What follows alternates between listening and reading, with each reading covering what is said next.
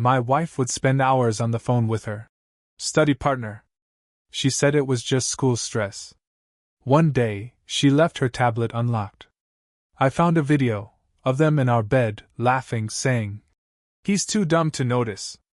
I downloaded every file, then booked a romantic getaway and let her think it was a reconciliation trip. When we arrived, I left her in the hotel room with a copy of the video and a note that said, "You were right. I finally noticed.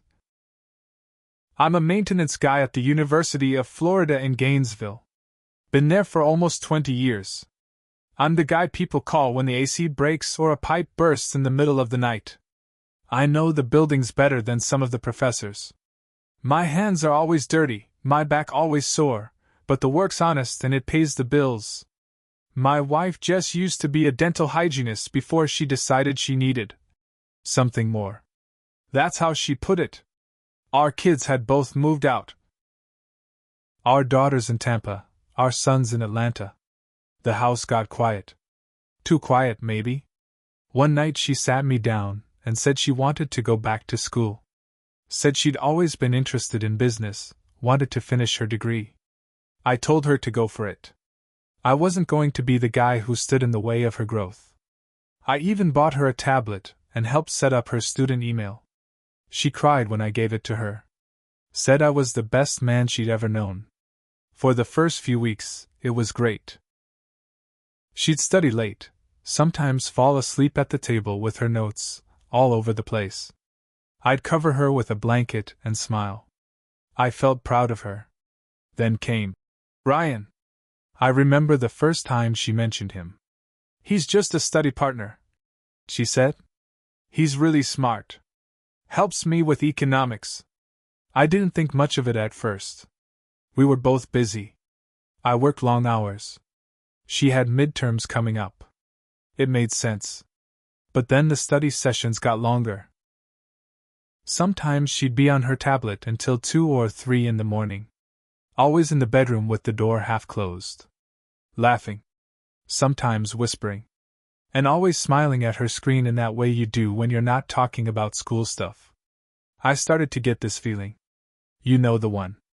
Like when your stomach gets tight and your chest starts to burn for no good reason. I asked her about it one night when she climbed into bed. I kept it simple. Just asked how things were going with school, and if she and Ryan were getting a lot done. She stiffened. Just for a second. Then she smiled, that fake, stretched smile that doesn't reach the eyes. "It's just school stress," she said. "You wouldn't understand." I didn't say anything back. Just nodded. After that, she started keeping her phone face down. Started double-locking her tablet. She'd take it with her even to the bathroom. One time I tried to grab her iPad to charge it for her, and she snatched it back like I'd grabbed a loaded gun. Then came the showers. Every night.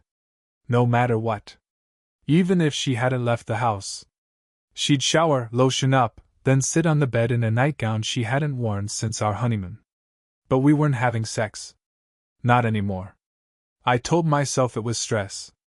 That maybe she just didn't feel attractive with school weighing her down. That I should be patient. Understanding. God, I was stupid. One night, she passed out on the couch after too many glasses of red wine. The TV was still on, and the tablet was right there. Unlocked. I know I shouldn't have looked. But if you were in my shoes, you would have done the same thing. Something in my gut told me this was it. I opened the Files app. There were folders, all neatly labeled. One said, "Study Sessions." I opened it. The first thing I saw was a video. I hit play. It was Jess. In our bed. Naked. With Ryan. They weren't even trying to hide it. She was on top of him, laughing. My sheets. My damn pillows. The same room we'd raised our kids in. Then came the line. "He's too dumb to notice," she said, grinning at the camera like it was a prank. Ryan laughed and said, "I feel bad sometimes." "Nah, not really." They laughed like I was a clown. I sat there for hours. Watched everything. There were texts too. Long threads full of flirting, sex jokes, even little messages mocking me. "I think he actually believes I'm at the library," she wrote once. I copied everything. Every photo. Every file. Downloaded them to a USB stick I had in my toolbox. That night I didn't sleep. I lay next to her, staring at the ceiling, heart pounding in my ears. Her phone buzzed once around 1 a.m. She turned away from me and smiled at the screen. I didn't say a word. The next morning, I told her I wanted to do something special. Said I'd been distant lately. That I missed her. That I wanted to take her on a weekend trip. Just the two of us. A chance to reconnect. She lit up like a kid on Christmas morning. "I was hoping you'd say that," she said, leaning in for a kiss. "Maybe we're finally getting back to who we used to be." I nodded. Smiled. Told her I'd handle all the planning. Picked Savannah, Georgia. Romantic place. Riverwalks. Fancy little hotels. I made a reservation at one of those boutique places with clawfoot tubs and big windows overlooking the water. We drove up on a Friday afternoon. I played the role. Held her hand. Bought her coffee. Told her I loved her. And I did. In some sick, broken way, I still did. She wore this red dress she hadn't worn in years. Put on perfume. Did her hair. She looked happy. Like she believed we were starting over. We checked in. Got to the room. She sat on the bed and asked if I wanted to order room service. I told her I wanted to grab a bottle of wine. Something special. "You stay here," I said. "Take a bath. I'll be back soon." She smiled. Blew me a kiss. I left the key on the desk. Next to it, I placed the USB drive. And a printed still from the video. Her and Ryan mid-laugh, in our bed. Underneath it, I left a note. Just a single sentence. "You were right. I finally noticed." Then I walked out. Didn't look back. I didn't go home right away. I drove to a small diner off the highway, sat in a booth with the same coffee for over 2 hours. Didn't eat. Just stared out the window while the waitress kept coming back asking if I was okay. At one point I checked my phone. 6 missed calls. All from Jess. Then texts. "Where are you? This isn't funny. What is this? What the F** is this? You ruined everything. Call me right now." I turned the phone off. When I finally did drive home the next morning, her car was already in the driveway. She must have left Savannah in the middle of the night. I parked 2 blocks away and sat there watching the house. I could see her through the window. She was pacing. On the phone. Probably calling everyone she knew to paint me as the bad guy. I waited until she left for groceries or whatever the hell she needed, then I walked in. The house felt like a crime scene. Our bed was stripped. Half the photos on the walls were missing. She'd already started pulling herself out of the life we built together. She came back 2 hours later. I was sitting at the kitchen table. She froze when she saw me. "You didn't have to do that," she said. Voice low, shaky. I didn't say anything. She set the grocery bag down. Walked over like she was going to cry. "It was a mistake," she said. "It didn't mean anything. It was just... I don't know, it just happened." I laughed. First time I'd laughed in weeks. Not a happy laugh. Just that bitter kind that comes up when the truth tastes like acid in your throat. "You said I was too dumb to notice," I said. She looked down. Couldn't even deny it. "I was angry," she mumbled. "You were always gone. You stopped talking to me. You made me feel like I wasn't even here anymore." I stood up. "So you let him screw you in our bed?" "I didn't mean for it to go that far." We didn't yell. There was no screaming match. Just the kind of quiet that feels worse. The kind that makes you feel like the world's about to cave in. She left that night. Took some clothes. Didn't say where she was going. But the real twist didn't come until 2 days later. I got a call from the university's HR department. Apparently someone, her or Ryan, I still don't know, had reported me.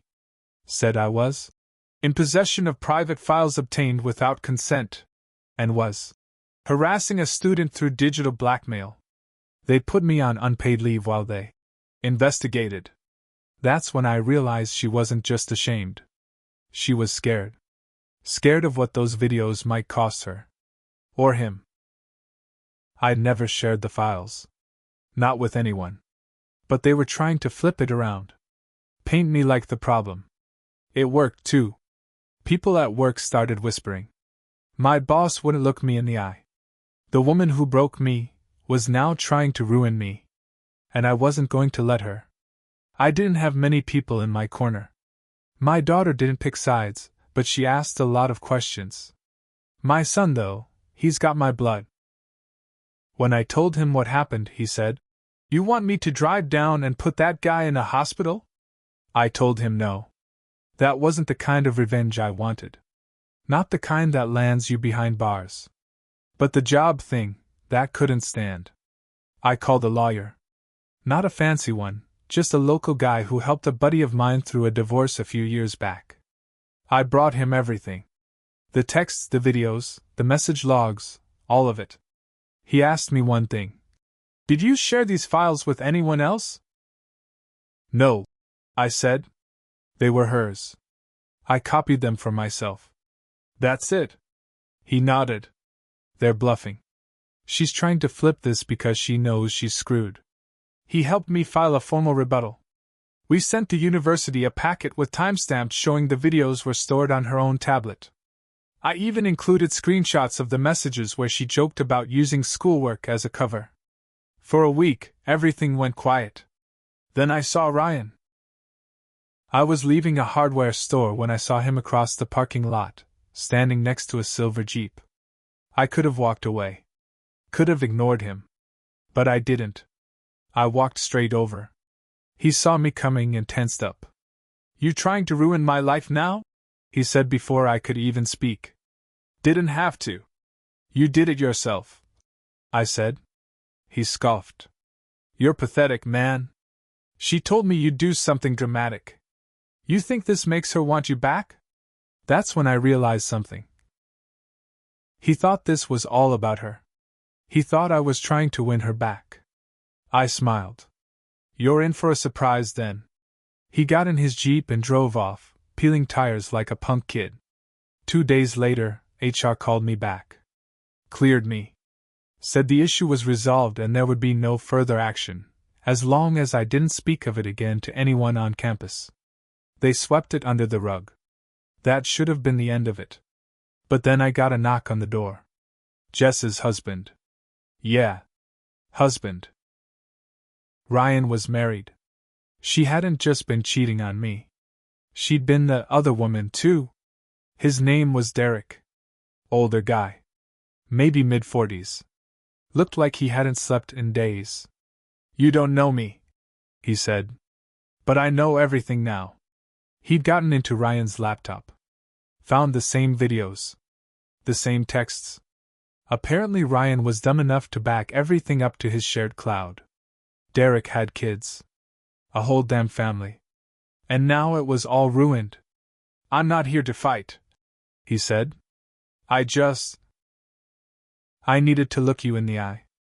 I needed to know what kind of man stays quiet while his wife destroys 2 families. I didn't say anything at first. Just let that sit. Then I told him the truth. That I wasn't quiet.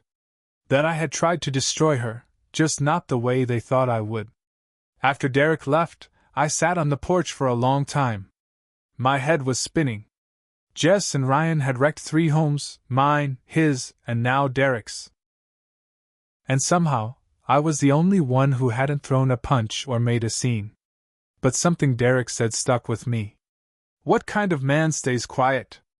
I thought my silent revenge was enough. That the trip, the USB, the note, it would haunt her. But that wasn't punishment. Not really. Not after what she was trying to pull with HR. Not after seeing that smug look on Ryan's face in the parking lot. They weren't scared. Not yet. That's when I made a choice. I stopped playing clean. I reached out to a student I'd helped a few times with maintenance requests, a sharp kid named Tony who worked part-time in the IT department. I asked him if university Wi-Fi kept access logs for devices. He said, "Everything's logged." Why? I told him I was trying to prove something personal. I handed him a date and time, one of the nights the video was filmed. Told him to check if Jess and Ryan's school accounts were active at the library or in the classroom they claimed to be in. A day later, Tony got back to me. "Neither of them were anywhere near campus that night," he said. "But both of their devices logged into the school system, from a residential IP. My IP. They'd done their little study session from my house, then submitted homework using our Wi-Fi. I had proof now that they not only lied about their relationship, but had used university resources and their student credentials while screwing around in my bed. That crossed the line. I sent it all anonymously to the dean's office. Screenshots. IP logs. Student conduct policies. Videos. Everything. I didn't attach my name. Didn't have to. 3 weeks later, Jess was dropped from the program. Ryan too. Both were flagged for academic dishonesty and banned from returning. The school kept it quiet. No public drama. Just 2 students, withdrawing mid-semester. Jess called me that night. I didn't answer. She left a voicemail. "You think you're some kind of hero? You think you won? You ruined my life." I deleted the message. But it wasn't over yet. A few days later, I got a call from a friend at the campus maintenance crew. "Hey, just thought you should know. HR's digging around again. Something about misuse of university accounts. Your name came up. They were trying to pin my revenge as an IT breach. They couldn't prove it. But the walls were closing in. And that's when I realized I hadn't just exposed them. I'd made myself a target." When I realized I'd become the target, I started thinking about all the moves I'd made. Was I wrong to dig into her files? Maybe. Was I wrong to set up the hotel trip? Depends on who you ask. Was I wrong to send everything to the university? Not even a little. But I didn't cover my tracks. And that's where I messed up. The university called me back in. HR, legal counsel. Some guy in a gray suit from IT security.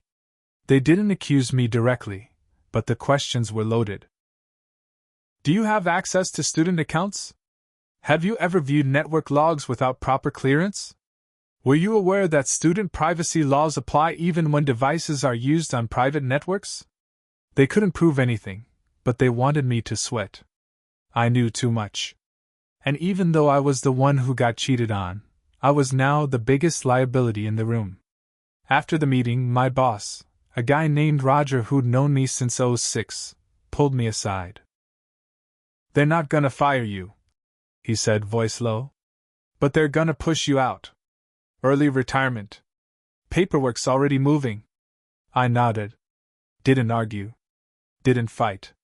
I just went home and poured a drink. Jess showed up at the house the next day. First time I'd seen her face to face since Savannah. She looked tired. Like someone had wrung every drop of life out of her.